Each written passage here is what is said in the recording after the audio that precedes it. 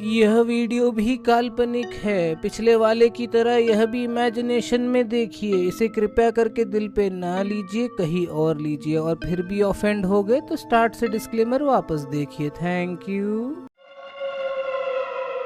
कहते हैं मकर संक्रांति की रात आसमान खाली नहीं होता, बस हमें दिखता नहीं कि उसमें क्या घूम रहा है। उस रात हवा में एक अजीब सी ठंड थी, ऐसी ठंड जो शरीर को नहीं सीधे आत्मा को छू जाती है। सोनपुर गांव में लोग आज भी याद करते हैं वो शाम जब आखिरी पतंग नहीं कटी थी, बल्कि किसी इंसान की डोर टूट गई थी। क्योंकि उस मकर संक्रांति की रात एक पतंग उड़ी थी और उसके बदले गांव ने एक जिंदा इंसान खो दिया था।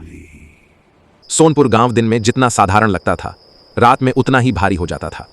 कच्ची गलियों से गुजरती हवा में एक अजीब सा बोझ रहता था, जैसे हर दीवार, हर पेड़ कोई बात छुपाए बैठा हो। गांव के बाहर बना श्मशान घाट तो मानो इसी अंधेरे की जड़ था। दिन में वहां कोई नहीं जाता और रात में उधर देखने से भी लोग कतराते थे। मकर संक्रांति सोनपुर में सिर्फ त्योहार नहीं थी, बल्कि एक सीमा थी। सुबह से हर घर में खिचड़ी बनती, दिए जलते, लोग एक दूसरे के घर जाते। छतों पर रंग बिरंगी पतंगों से आसमान भर जाता और बच्चों की हंसी से गांव गूंज उठता। लेकिन इसी खुशी के बीच हर किसी के दिमाग में एक बात गहरी बैठी रहती, सूरज ढलने के बाद कोई भी पतंग नहीं उड़ाएगा। यह नियम नहीं था, मगर इसे तोड़ने की हिम्मत भी किसी में नहीं थी। रमेश इस गांव का वही लड़का था जिसे किसी नियम से फर्क नहीं पड़ता था। बचपन में पिता की मौत के बाद उसने बहुत कुछ झेला था और शायद इसी वजह से उसके अंदर से डर खत्म हो चुका था। लोग जब अंधेरे और आत्माओं की बातें करते, वह हंसकर कहता कि डर सिर्फ कमजोर लोगों के लिए होता है। उसके लिए मकर संक्रांति बस एक मौका था अपनी पतंग सबसे ऊंची उड़ाने का। उस दिन भी रमेश सबसे ऊंची छत पर खड़ा था। उसकी पतंग हवा में बाकी सबसे ऊपर नाच रही थी। नीचे खड़ा उसका दोस्त बंटी बार बार उसे आवाज दे रहा था, रमेश थोड़ा ध्यान से, कुछ अजीब लग रहा है। उसे अपनी दादी की बातें याद आ रही थीं, जो कहती थीं कि मकर संक्रांति की रात कुछ दरवाजे खुल जाते हैं जिन्हें बंद ही रहना चाहिए। जैसे जैसे दिन ढलने लगा, हवा ठंडी होने लगी, आसमान का रंग गाढ़ा होता चला गया। गांव की औरतें बच्चों को अंदर बुलाने लगी। छतों पर लोग अपनी पतंगें समेटने लगे। लेकिन रमेश की पतंग अब भी हवा में थी। उसे किसी की बात सुनने की जल्दी नहीं थी। तभी बंटी की नजर श्मशान घाट की तरफ गई। वहां कुछ ऐसा था जो वहां नहीं होना चाहिए था। श्मशान के ऊपर एक पतंग उड़ रही थी, लेकिन वो किसी आम पतंग जैसी नहीं थी। न उसमें रंग था, न चमक। वो बस काली थी, जैसे अंधेरे का एक टुकड़ा आसमान में तैर रहा हो। बंटी का दिल जोर जोर से धड़कने लगा। उसने कांपती आवाज में रमेश को पुकारा, तू देख रहा है ना? रमेश ने जैसे ही उस तरफ देखा, उसकी हंसी अपने आप रुक गई। वो पतंग हवा के साथ नहीं, बल्कि हवा के खिलाफ उड़ रही थी। धीरे धीरे वो उनकी छत की तरफ बढ़ रही थी, जैसे किसी ने जानबूझकर उसे उसी दिशा में छोड़ा हो। अगले ही पल दोनों पतंगों की डोर आपस में उलझ गई। रमेश ने डोर खींची और उसी पल उसके हाथों में अजीब सी ठंड उतर आई। ये ठंड हवा की नहीं थी, ये ठंड ऐसी थी जो सीधे हड्डियों में उतर जाती है। उसने डोर छोड़ने की कोशिश की, लेकिन हाथ जैसे जकड़ गया हो। बंटी ने देखा कि रमेश का चेहरा पीला पड़ गया है और उसकी आंखों में डर साफ झलक रहा है। आसपास की छतों से लोग झांकने लगे। तभी एक बूढ़े आदमी की आवाज गूंजी। उसकी आवाज में डर नहीं, बल्कि पहचान थी। उसने कहा कि यह वही पिछले साल हरी के हाथ में थी, जो पिछली मकर संक्रांति की रात इसी छत से पतंग उड़ाते हुए गायब हो गया था। लोग कहते थे कि वो गिरा नहीं था, उसे किसी ने खींच लिया था। उसकी लाश अगली सुबह श्मशान घाट के पास मिली थी। रमेश ने पूरी ताकत लगाई, लेकिन अब ऐसा लग रहा था जैसे डोर उसके हाथ में नहीं, बल्कि किसी और के हाथ में हो। हवा अचानक तेज हो गई, पतंग ऊपर उठने लगी और नीचे गांव वाले खड़े थे, लेकिन कोई ऊपर नहीं आया। सोनपुर में लोग जानते थे कि जिसे आत्मा बुला ले, उसके रास्ते में आना ठीक नहीं होता। तभी एक जोरदार झटका लगा और रमेश अचानक आंखों से ओझल हो गया। वह नीचे गिरा नहीं, वह बस गायब हो गया, जैसे हवा में घुल गया हो। पूरी रात गांव जागता रहा। लोग टॉर्च लेकर खेतों, गलियों और कुओं तक खोजते रहे।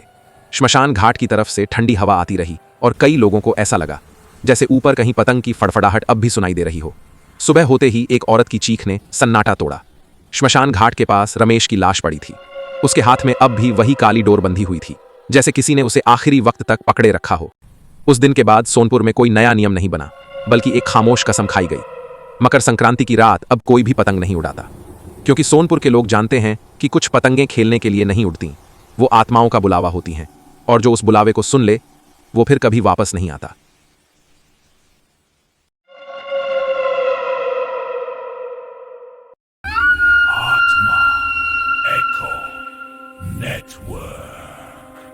लगभग आधी रात का समय था। घने अंधेरे में एक नवयुवक अपने हाथ में एक पुराना सा बैग थामे तेज कदमों से घर की ओर बढ़ रहा था। उसके चेहरे पर बेचैनी साफ झलक रही थी जैसे किसी अनजाने डर ने उसे जकड़ लिया हो। बार बार पीछे मुड़कर देखना और कदमों की रफ्तार बढ़ा देना मानो उसकी आदत बन चुकी थी। जैसे ही वह धनपुर गांव के पुराने कुएं के पास पहुंचा, उसका पूरा शरीर पसीने से तर हो गया। दिल इतनी जोर से धड़क रहा था मानो सीना फाड़कर बाहर निकल आएगा। वह चाहता था कि किसी तरह पलक झपकते ही उस जगह से निकल जाए।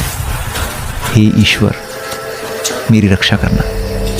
ईश्वर से रक्षा की प्रार्थना करता रहा और अपने कदम और तेज कर ली। लेकिन तभी उसके कानों में अचानक किसी के पायल की धीमी सी छन छन सुनाई दी। आवाज़ सुनते ही उसके पैर जैसे ज़मीन में गड़ गए। उसी पल उसे अपने कंधे पर किसी ठंडे हाथ का एहसास हुआ। डर के बावजूद उसने हिम्मत जुटाकर पीछे मुड़कर देखा। उसके सामने घूंघट ओढ़े एक स्त्री खड़ी थी। उस स्त्री को देखते ही उसका चेहरा डर से स्याह पड़ गया। वह कुछ समझ पाता उससे पहले ही उस औरत ने अपना हाथ उसकी ओर बढ़ाया और एक ही झटके में उसकी गर्दन मरोड़ दी। उसका शरीर बेजान होकर ज़मीन पर गिर पड़ा। अगली सुबह कुएं के पास लोगों की भीड़ जमा हो गई। गांव में फुसफुसाहट फैल गई। पिछले 2 महीनों में ये 5वीं मौत है। ये ज़रूर किसी देवी या आत्मा का प्रकोप है। डर इतना बढ़ गया कि सूरज ढलते ही उस रास्ते से गुजरना मना कर दिया गया। इंसान ही नहीं, जानवरों को भी उधर जाने से रोक दिया गया। गांव के बुजुर्गों ने तय किया कि कुएं के पास माता आश्रय का एक छोटा सा स्थान बनाया जाएगा ताकि रोज़ भोग लगाया जा सके और देवी का क्रोध शांत हो जाए। वहाँ कोई मूर्ति नहीं रखी गई, बस लोगों की श्रद्धा के लिए वह स्थान बना दिया गया। लेकिन समय बीतने के बावजूद मौतों का सिलसिला थमा नहीं। एक गहरी अंधेरी रात, काले कपड़े पहने, चेहरे को काली चादर से ढकी एक युवती हाथ में काली पोटली लिए चुपचाप कुएं के पास पहुंची। गांव के डर के कारण वहां कोई नहीं आता था। उसने अकेले ही कुएं के पास आसन लगाया, हल्दी कुमकुम चढ़ाया और अपनी उंगली से खून निकालकर कुएं को अर्पित किया। फिर उसने तेल का एक दीपक जलाया। उस रात से 3 महीने पहले उसी युवती ने आधी रात के समय कुएं के पास यज्ञ कुंड जलाया था। उसके पास बंधा हुआ एक मुर्गा रखा था और नर कंकाल की खोपड़ी में भरा हुआ रक्त। वह मंत्रों का धीमी आवाज़ में उच्चारण करती रही और तभी अचानक बलि दी गई। उस क्षण कुएं के भीतर से अजीब सी सिहरन उठी। ऐसा लगा मानो कोई आत्मा बाहर निकल आई हो। जब उसने पलट कर देखा तो वही घूंघट ओढ़ी स्त्री सामने खड़ी थी, मानो किसी आदेश की प्रतीक्षा कर रही हो। उस आत्मा को एक नाम दिया गया, लाल घूंघट वाली। सबसे भयानक बात यह थी कि जिस युवती ने बदले के लिए उस आत्मा को जगाया था, काव्या, वह खुद भी अब डरी हुई थी। उसका इरादा सिर्फ अपनी छोटी बहन अनिका की मौत का बदला लेना था, जिसे गांव के ही कुछ लोगों ने दरिंदगी का शिकार बनाया था। अनिका ने अपनी इज्जत बचाने के लिए कुएं में छलांग लगा दी थी। काव्या ने बदला तो ले लिया, लेकिन आत्मा को शांत करना भूल गई। आखिरकार एक रात वही लाल घूंघट वाली आत्मा काव्या के दरवाजे पर पहुंची। काव्या कुछ समझ पाती उससे पहले ही सब खत्म हो गया। कहा जाता है कि इसके बाद गांव के लोग डर के मारे पूरा गांव छोड़कर दूसरी जगह बस गए। लेकिन आज भी धनपुर गांव के उस सूखे कुएं के पास रात के समय पायल की आवाज़ सुनाई देती है, और जो भी उस आवाज़ की ओर मुड़ता है वह कभी वापस नहीं लौटता।